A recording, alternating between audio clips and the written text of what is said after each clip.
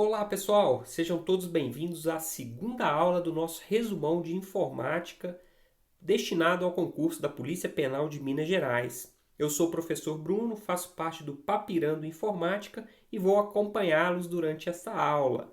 Nosso objetivo nesta aula é passar uma introdução à informática. Nós estudamos na aula passada, fizemos um estudo do edital e da metodologia que iremos adotar nestas aulas, né, desse resumão, deste projeto. E antes de nós entrarmos no conteúdo programado, propriamente dito, é importante, né, nós definirmos alguns pontos aqui relacionados à introdução à informática. Né? Então, primeiramente eu mostro esse esquema para vocês, onde nós temos aqui ao centro o sistemas ou sistema, né? Sistema de informação. O que é um sistema de informação? É qualquer mecanismo projetado com a finalidade de coletar, processar, armazenar e transmitir informações.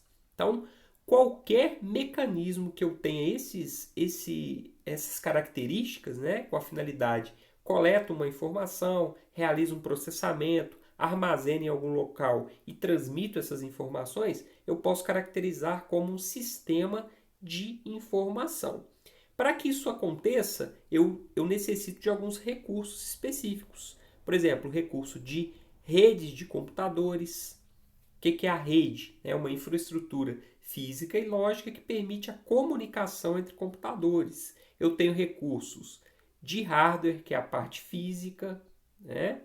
Recursos de hardware, recursos de software, que é a parte lógica, né? Os programas, recurso de dados, que corresponde ao armazenamento permanente, né, de informações, e também recursos humanos, que diz respeito às pessoas mesmo, né, as pessoas que fazem esse sistema funcionar. Nós vamos daqui a pouco, né, nós vamos explorar cada um desses tipos de recurso. Antes disso, nós vamos conversar um pouquinho aqui sobre alguns pontos relacionados à informática. Então posso perguntar para vocês, né, o que é informática? Você está estudando a informática para o concurso, mas o que é informática? Como é que vocês explicariam isso aí? A informática nada mais é do que a informação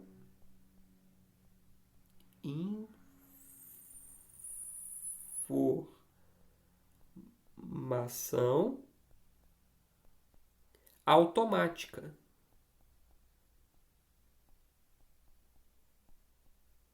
Informação automática, ou seja, é a automatização da informação, né? Tudo que envolve, né, a troca ali de informações e essa troca ela é realizada de forma automática, nós temos a informática atuando. Nós podemos dizer que é um sistema informatizado, né, que nós costumamos utilizar. Na sequência, nós temos dois conceitos importantes que já foram muito cobrados em prova, né? É importante nós sabemos distinguir a diferença de dado e informação. Né? Informação é um conjunto lógico de dados e dado é a menor parte da informação. Então, por exemplo, eu escrevo aqui para vocês este número e pergunto, né, o número 18. O que isso aqui é? O que isso significa? Né? É lógico, é um número, ok, mas nós vamos abstrair isso aí, mas fica difícil de nós analisarmos apenas esse valor numérico. Né? Ele pode ser uma medida, uma idade, enfim, nós precisamos de mais dados para que nós possamos ter uma informação aqui lógica. Né? Então, se eu venho e coloco aqui, né, uma unidade de medida, centímetro, opa, aqui eu já tenho uma informação, eu tenho uma medida, 18 centímetros, poderia ser 18 metros, né? Poderia ser, por exemplo, 18 anos,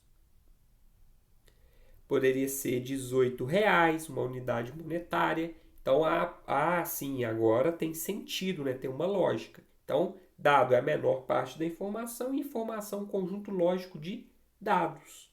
Né?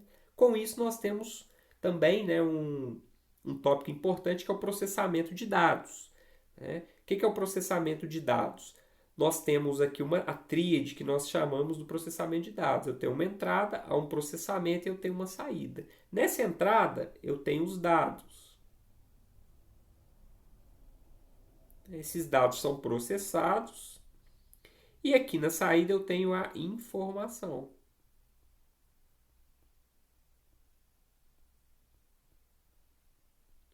A informação. Se eu tiver qualquer problema aqui no processamento, aí eu não tenho processamento de dados. Eu recebi os dados, houve, por exemplo, uma queda, uma interrupção de energia ali do meu sistema, né, do meu hardware, e eu não consegui atingir a minha saída, a minha informação. Então não houve, nesse caso, processamento de dados. Tá? E aqui também um conceito importante, computadores. O que é um computador? Qualquer equipamento capaz de realizar o processamento de dados. Qualquer dispositivo, equipamento que realiza o processamento de dados, há uma entrada, há um processamento e uma saída, eu caracterizo como computador. Um exemplo bem básico aí seria uma calculadora de mão mesmo, dessas mais simples. Calculadora. Onde eu consigo realizar uma entrada, há um processamento e eu tenho a informação como saída, certo? Partimos agora para mais alguns pontos, né, relacionados a essa introdução à informática. Nós temos aqui o sistema binário, né, com base em dois números, 0 e 1, por isso que é o nome binário. O que é o sistema binário? Os computadores digitais eles trabalham internamente com dois níveis de tensão, que a gente diz. Né? Alguns autores utilizam, por exemplo, se referem, né, a essa forma dos computadores entenderem, né, como aberto e fechado. Vou pôr aqui, ó, AF, né, aberto e fechado, aceso e apagado. Né? E outros autores se referem como relacionado a um sistema, né, utilizam um sistema binário, 0 e 1. Também é correto. Ou seja, sempre dois valores distintos, né? Ou seja, eles trabalham com dois níveis de tensão. E para representar isso aí didaticamente, como eu disse, alguns autores usam aberto e fechado, aceso e apagado, ou representam com valores mesmo, que dessa forma utilizam o sistema binário 0 e 1. Nós temos também o nosso sistema, né, o sistema decimal. É o nosso sistema de numeração, utilizado para representar qualquer valor. Então, nós temos 10 valores aqui. Né? Decimal, 10 dígitos, do 0 ao 9. Só para vocês entenderem que o computador ele interpreta, né, ele trabalha internamente com dois valores apenas. O bit é a menor unidade de armazenamento. Então, nós temos aqui, né, já partindo para essas unidades de armazenamento, que também são importantes nessa introdução. Então, nós temos um bit que equivale a 0 ou 1, ou seja, a menor unidade de armazenamento. Aí eu começo a ter um crescimento aqui desses valores, né, de armazenamento. Então, eu tenho que ir mudando as unidades também. Então, um byte, representado pelo B maiúsculo, é um conjunto de 8 bits. Um kilobyte, KB, 1024 bytes. E assim sucessivamente. Um megabyte, um gigabyte, um terabyte, um petabyte. E não para por aí. Eu tenho outras unidades, né? Iotabyte, por aí vai. Essas unidades, né, elas vão evoluindo também conforme vai se aumentando a possibilidade de armazenamento. Ok? Por que é importante vocês saberem isso aqui? Porque na prova pode vir ali algum enunciado ou as próprias alternativas de alguma questão e principalmente, né, caírem ali, cair, né, algum termo, algum valor que venha com essa unidade aqui. Você tem que se situar. O que ele está falando? Né? Por exemplo, uma memória, né? Qual que é a casa ali de armazenamento, né? Hoje de uma memória, por exemplo, um HD, né? Um disco rígido de armazenamento, ele vai citar ali, né? De acordo com o enunciado ou as alternativas ali de uma questão. Então vocês não podem na prova visualizar alguma dessas unidades e não saber do que se trata, que elas se referem, né, a uma unidade de armazenamento, de espaço interno ali do computador, tá certo? E agora vamos explorar todos aqueles recursos lá do sistema de informação. Então, o que é software? O software é o programa, né? Os softwares são os programas computacionais. São responsáveis por executar alguma função específica. Isso aqui é importante. O software ele não existe por acaso. Um programa de computador ele existe para resolver algum problema, né, do usuário. Dão vida aos computadores, possibilitando a operação destes. Classificam-se quanto à distribuição em freeware, ou seja, são gratuitos. Shareware são limitados, geralmente eu uso por algum período, depois eu tenho que passar a pagar, se for do meu interesse continuar utilizando. E licenciado, ou seja, para eu iniciar a utilização eu já preciso pagar. E quanto ao uso, eu tenho um software básico, utilitário e um software aplicativo. Básico é um software essencial, ou seja, indispensável para o funcionamento do computador. Aqui eu poderia citar, né, os sistemas operacionais. Windows 10, Windows 7, Windows 11 agora, versões Linux, né, sistemas operacionais Linux. Softwares utilitários, eles auxiliam o funcionamento de um software básico. Aqui eu poderia citar, por exemplo, o antivírus, né? Um software que auxilia o funcionamento, por exemplo, do sistema operacional. E os aplicativos, que são a grande maioria dos softwares, né? Se ele não é básico, se ele não é utilitário, automaticamente, consequentemente, ele será um software aplicativo. Aqui eu vou ter a grande maioria dos softwares. E eu tenho também uma observação aqui relacionada aos softwares livres. O que é o software livre? O software livre ele concede liberdade ao usuário, né? Sua definição, né, ela é estabelecida pela Free Software Foundation, né, a Fundação de Software Livre, em conjunto com o projeto GNU. Né? Esse software livre ele tem algumas características. Ele pode ser usado para qualquer finalidade. Eu posso copiar esse software, né, e redistribuir. Eu posso estudar o seu código-fonte. Eu posso modificar, né, melhorar esse software e eu redistribuo sem nenhuma restrição. Então, o software livre ele tem essas características. Né? Repetindo, eu uso para qualquer finalidade. Eu posso usar na minha casa, no meu trabalho, no comércio. Eu distribuo ele livremente, não é crime, não é pirataria eu distribuir um software livre. E ele possui o código-fonte aberto, né? Como eu disse. Eu posso só melhorar se eu entender, se eu for um programador, estiver disposto a contribuir com o projeto, eu tomo conhecimento desse código-fonte, altero, modifico, melhoro, por exemplo, ou corrijo ali algum erro, mostro que tem algo ali que não está legal. Então existe um grande grupo, né? Grandes comunidades. E este software, na maioria das vezes, ele é gratuito. Quando ele não é 100% gratuito, é um valor bem simbólico, talvez, para manter algum projeto. Né? Então, software livre não é objeto da prova, né, do concurso da Polícia Penal. Estou citando ele aqui só para complementar o conhecimento de software. Apesar de não estar explícito lá no edital, eu tenho o próprio LibreOffice, né, que a gente viu lá, o LibreOffice, que é cobrado explicitamente lá no edital, ele é um software livre, então não deixa de estar enquadrado aqui dentro do edital. Mas esses conceitos, né, esses pontos relacionados ao software livre, só para conhecimento mesmo.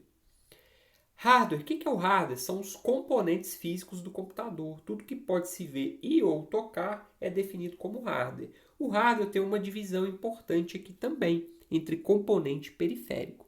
Componente é tudo que é essencial para o computador. Né? Eu tenho aqui a placa-mãe, por exemplo.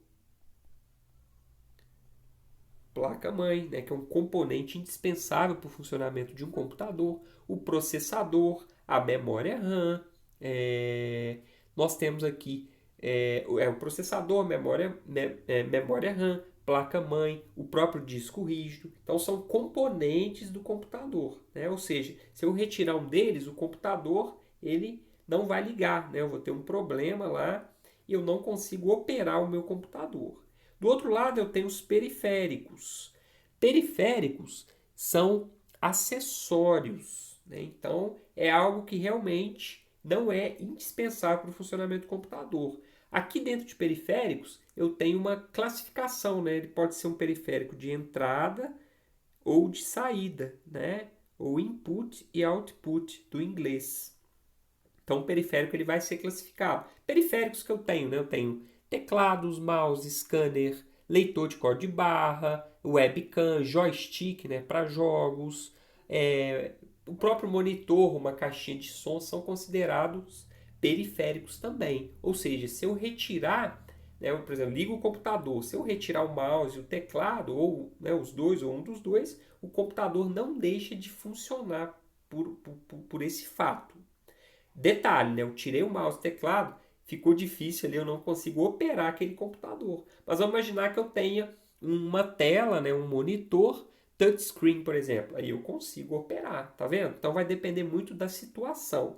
Mas periférico é algo acessório ao funcionamento do computador, tá? Então, periféricos de entrada, nós temos aí teclado, o mouse, um scanner, por exemplo, tá? Um leitor de código de barra, são dispositivos de entrada. De saída, né, eu tenho uma caixinha de som, um monitor, uma impressora, a impressora mesmo que imprime. Tá? E eu tenho o que a gente chama de periféricos híbridos, né? São tanto de entrada quanto de saída.